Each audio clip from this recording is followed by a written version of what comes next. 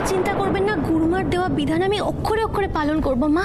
না, আমি আর কিছুতেই অগ্নির থেকে দূরে থাকতে পারবো না। অগ্নিকে আমি আর কোনো কষ্ট দিতে পারবো না। এখন আমার একমাত্র কাজ হলো অগ্নিকে ভালো রাখা। দরকার হলে আমি কাল সকালেই মায়ের সাথে কথা বলবো এই নিয়ে।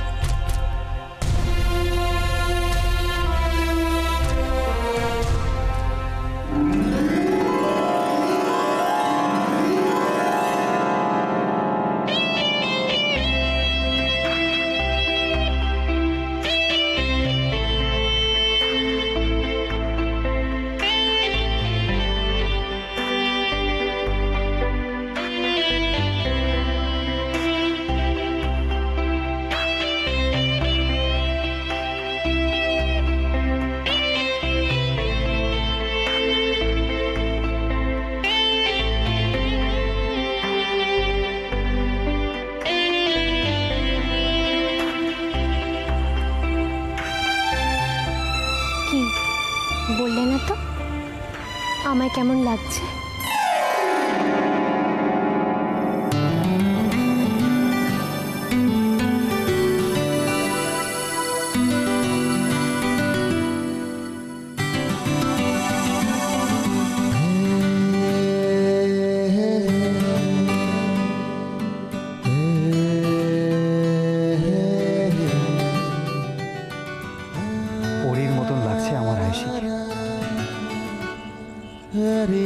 অবশ্য পরীর সাজ কিন্তু এখনো শেষ হয়নি।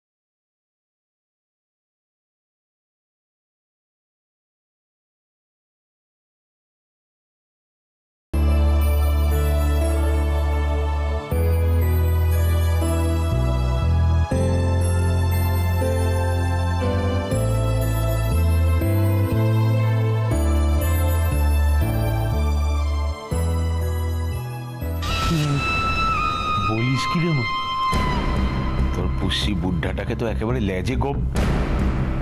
লেজে আঙুলে করে দিয়েছিস মা। আর বলো না তো, ওই মিনসে ভামটাকে নিয়ে কি আমার কম জ্বালা? চটচাপাটি তো কম খাইনি, সব শোধ আমি তুলবো। সে নে না মা, প্রাণ ভরে বুড়োর আঙুল কেটে সেপটিক কর, আঙুল কেটে বাদ দে, পারলে গোটা হাতটাকে একদম হালুয়া করে দে। তবে হ্যাঁ মা, একটা জিনিস খেয়াল রাখিস। কি আবার খেয়াল রাখবো? আমি তো সব খেয়াল রেখেই ওই বুড়োটাকে টিটেনাস নিতে দিইনি। না হলে কি আর এমনি এমনি আঙুল পচে সেপটিক হয়ে যায়? আচ্ছা শোন মা, আবার কাঙালের মতন বেশি খরচা করতে হবে ভাবিস না। এমন একটা রোগ বাঁধিয়ে দে যাতে মনে হয় মৈত্যবাড়ির মালিকের একটা মানে বিষম কোনো রোগ হয়েছে, একটা বিশাল বিলটিল বানিয়ে দে। তবে না তোর বাপের এই ভাঙা হাঁটু বাতাসে জুড়োবে। আরে বাবা, বুঝেছি। আর সেই খরচা শুনেই আমি আমাদের দিকের অংশটা বন্ধক রাখবো। আমার শ্বশুর মশাই বলে কথা, চিকিৎসা তো আমাকেই করাতে হবে। এই তো একেই তো বলে বাপ কি বেটি, সিপাহি কি ঘড়ি, কোচ নেই তো থরি। সাপের হাঁচি বেদেই চেনে বাবা। তুমি শুধু রমেশ আগরওয়ালকে রেডি রাখো। সে তো রেডি আছে রে মা, এখন শুধু সুজন বাবা জীবনের যাওয়ার অপেক্ষা। কিচ্ছু ভেবো না বাবা, এইদিকে বাড়ি বন্ধক দিয়ে তা সুদে আসলে বাড়তে থাকবে, সুদে আসলে বাড়ি যায়। আর ওইদিকে বুড়োর ছোট ছেলের প্রতি প্রাণ একেবারে আইঢাই হবে। আর সেই সুযোগে চালটা আমায় দিতে হবে, বুঝলে? জয় মা, জয় মা, জয় হোক তো, জয় হোক, তুই সফল হ। আচ্ছা শোন, তুই ওদিকটা সামলা, বুঝলি? অনেক কাজ আছে বুঝলি, যেগুলো সালতাতে হবে। এই দিকটা তো পুরো আমাকে ওকে দেখতে হবে, তাই না? লড়ে যা মা, লড়ে যা। আচ্ছা রাখি, বুঝলি?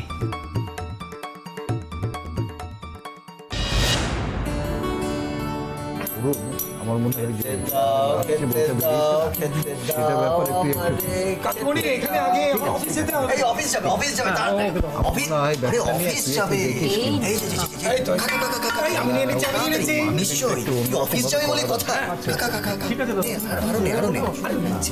তুই প্রচন্ড দেরি হয়ে যাচ্ছে কিন্তু এরপর চাকরি চলে যাবে তো। তাড়াতাড়ি দাও ওকে, আরো দাও তো, ডিম দাও, ভালো করে দাও বেচারা। আমি খাচ্ছি, আরো কি আছে দাও, খা খা তাড়াতাড়ি খা, তাড়াতাড়ি। চুপ কর। আরে অনেক কি করছিস, এত তাড়াতাড়ি খাস না। আরে গলায় আটকাবে বাবা, আস্তে আস্তে খা। কিচ্ছু গলায় আটকাবে না। শোনো শোনো, ব্যাপারটা আলাদা ব্যাপার। কি হলো তো, ও খাচ্ছে না এটা, ও যুদ্ধে যাওয়ার প্রস্তুতি করছে, বুঝলে তো? মানে শোনো না, কথাটা শোনো। আর এই সৈনিকদের, বুঝলে তো, সৈনিকদের ওই স্লো মোশনে খাওয়া নট অ্যালাউড। অনেক তাড়াতাড়ি খা, খা খা, গেল গেল গেল। হবেই তো, এত দেরি করে ঘুম থেকে উঠলে অফিস যাওয়াটা যুদ্ধে যাওয়াই মনে হবে, বুঝেছো? বারে এখন আর মিঠু তো এখনো ঘুমোচ্ছে। ওদের কথা আর বলিস না, মেয়ে দুটো যে কি করবে শ্বশুরবাড়িতে গিয়ে, আমি তো চিন্তায় মরে যাই। ভাই বোনে মিলে খুনসুটি করছে, তুমি আমাদের বকাবকি করো না তো। তুই এর মধ্যে নাক গলাস না তরুণ। ছেলেমেয়েরা যখন ঘুমোয় তখন মায়েরা বলে আহা হা, বাচ্চার ঘুম ভালো করে হয়নি, আর একটু ঘুমোতে দে। হ্যাঁ, আর সেই বাচ্চা যখন ঘুম থেকে ওঠে তখন মা বলে ঘড়িটা দেখেছ, দেখো কটা বেজে গেছে, এই বেলা অবধি ঘুমোনো, এটা কি, এটা কোনো কাজের কাজ হলো? কাজ করবে কখন, পড়াশোনা করবে কখন? এই হয়। একদম ঠিক কথা বলছো, 100% ঠিক। ঠিক বলেছো দাদা, ঠিক বলেছো একদম। এই বলছি যে অগ্নি আর আয়ুষী কোথায়, এখনো এলো না? ঘুমোচ্ছে নাকি? না গো, আসলে না কদিন ধরে আয়ুষের শরীরটা ঠিক ভালো নেই, তাই আমি আর ওকে ডাকিনি।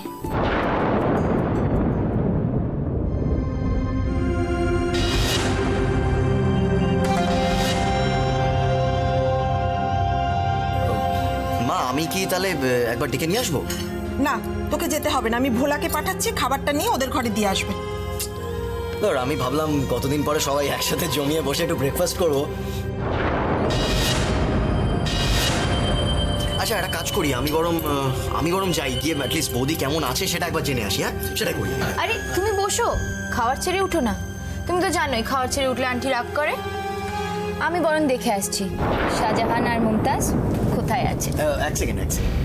বলছি যে মানে তুমিও যদি খাবার টেবিল ছেড়ে তাজমহল দেখতে যাও, তাহলে বড় মা নিশ্চয়ই তোমাকেও ছেড়ে কথা বলবে না। কি করব বলো, বন্ধুর জন্য এটুকু তো করতেই হবে। সত্যি তো, সকাল থেকে মেয়েটাকে তো কোথাও দেখতে পেলাম না, না ঠাকুর ঘরে না রান্নাঘরে। এত বেলা হয়ে গেল, দুটোর একটাও খেতে এলো না। কাল রাতে ওদের মধ্যে আবার কোনো ঝগড়া হয়নি তো? আমি দেখে আসছি, তোমরা খাও। এই কি রুবি, তুমি খাবার টেবিল ছেড়ে কোথায় যাচ্ছ? ওই আন্টি, আয়ুষী আর অগ্নি ব্রেকফাস্ট করতে নাবেনি তো, তাই আর কি ওদেরকে ডাকতে যাচ্ছিলাম। মানে? আরে ছোট, ওরা খেতে নামেনি? আমি তো উপর থেকেই এলাম, কই ওদের কারোকে তো দেখতে পেলাম না।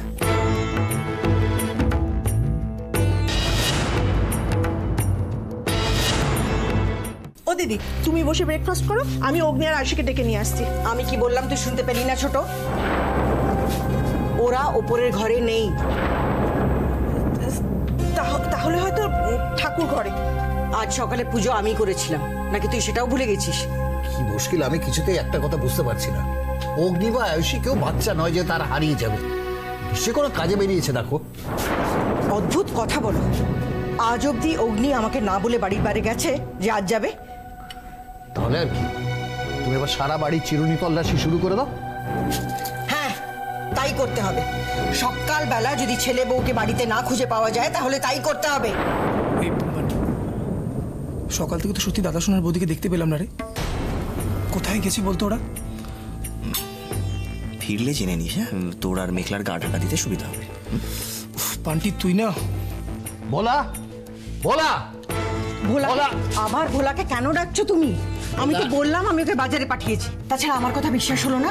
আমি তো বলছি তোমাকে ওরা ওপরের ঘরে নেই। বাবু বলছিলাম দাদা সোনার মোবাইলে একটা ফোন করে দেখবো। খারাপ বলিস নি, একটা ফোন করতো। The number you have called is currently switched off. বাবা দাদা সোনার মোবাইল তো সুইচ অফ বলছে। আন্টি, ওদেরকে যখন কোথাও পাওয়া যাচ্ছে না তাহলে তো একটাই অপশন রইল, ছাদ। সর্বনাশ করেছে, আজকে আয়ুষের কপালে যে কি আছে কে জানে। তুমি কি বলছো জানো, রাত্রিবেলা লুকিয়ে ছাদে দেখা করব? না না। আচ্ছা এখানে প্রবলেমটা কোথায়? চলো না আন্টি, আমি আর তুমি বরং একবার উপরে দেখে আসি। ও দাদা, আপনি একমাত্র ভরসা, দিদিকে আটকান দাদা। কি কি হয়েছে কি? ওই সেদিন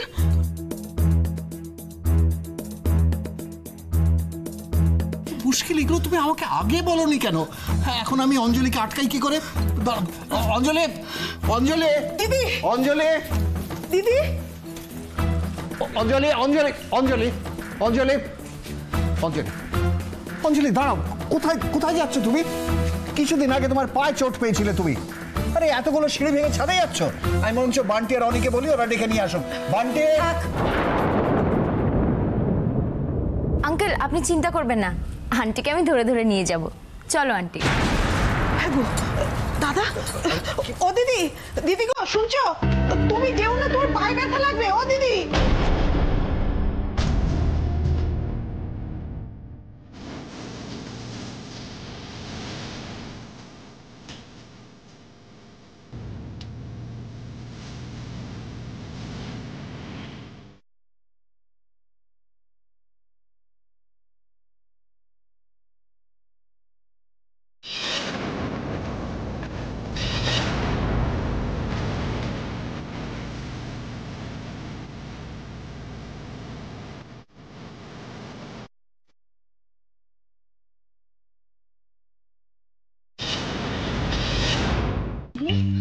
অগ্নি ওঠো, ওঠো অগ্নি, অগ্নি ওঠো, ওঠো অগ্নি।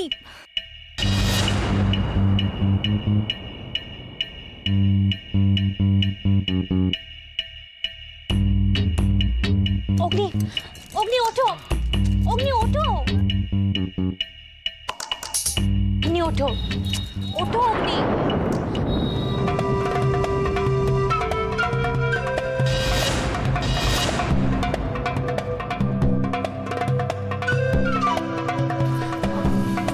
মা আপনি? অগ্নি ওঠো না, অগ্নি ওঠো, ওঠো। কি হয়েছে?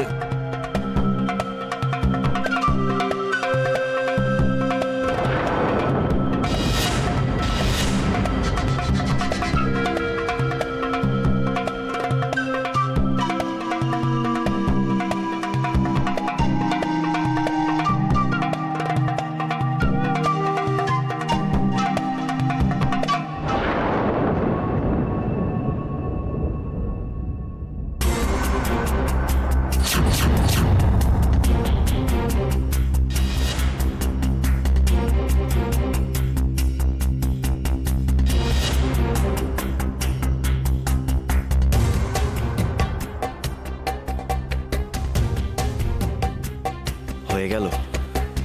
দাদা ভাইয়ের কপালে যে আজ কি আছে কে জানে। তোমরা সবাই এখানে কি ব্যাপার? আসলে আসলে তোমরা দুজনে ব্রেকফাস্ট করতে নাবোনি তো, তাই মা চিন্তা করে তোমাদের খুঁজতে এখানে চলে এসেছেন। যাকে আমার মনে হয় তোমরা দুজনে ফ্রেশন আপ হয়ে নিচে চলে এসো, বুঝেছো? এসো। দাঁড়াও।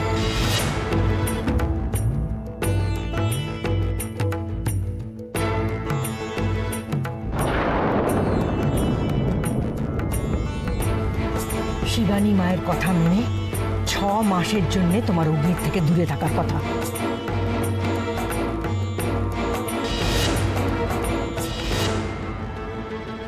রেখেছো তুমি সে কথা?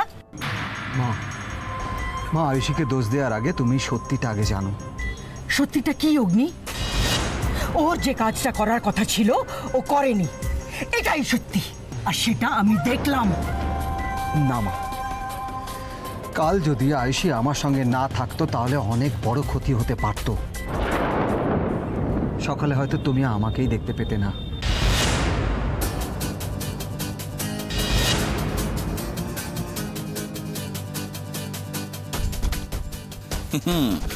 সে আর জানি না, যাচ্ছিল বাবা ছাদ থেকে ঝাঁপ দিতই না হয়। আরে বাবা, ভাগ্নে ভোগের বাড়ি গেলে গোটা অফিসটা যে আমার ভোগে আসতো, সেটা যদি কারো মনে থাকে। থাক না অগ্নি, আমাদেরই হয়তো কোনো ভুল হয়েছে। কি করেছো যার জন্য তুই আমাকে এতগুলো কথা শোনালি? ও কিছু করেনি না, আয়ুষী তো আমাকে বাঁচিয়েছে। আমি তোমার শাসন আর সংস্কার সহ্য করতে পারিনি, তাই তো ছাদ থেকে ঝাঁপ দিতে গিয়েছিলাম। কি বলছিস তুই? আমি ঠিক বলছি মা, আমি আর পাচ্ছি না মা, আমি পাচ্ছি না। তোমার এই কুসংস্কার, ভয়ঙ্কর শাসনে আমার দম বন্ধ হয়েছে মা। আমার মাঝে মাঝে ভয় করছিল, মনে হচ্ছিল এই বোধহয় রেগে গিয়ে আয়ুষীকে আবার বকাঝকা করো। অগ্নি প্লিজ, মায়ের সাথে ওইভাবে কথা বলে। আয়ুষী, তুমি আজকের আর আমাকে আটকেও না। সত্যি মা, আমি আর পাচ্ছি না মা। আমি ভেবেছিলাম আমি না থাকলে ওর অত্যাচার থেকে যদি তুমি ওকে মুক্তি দাও,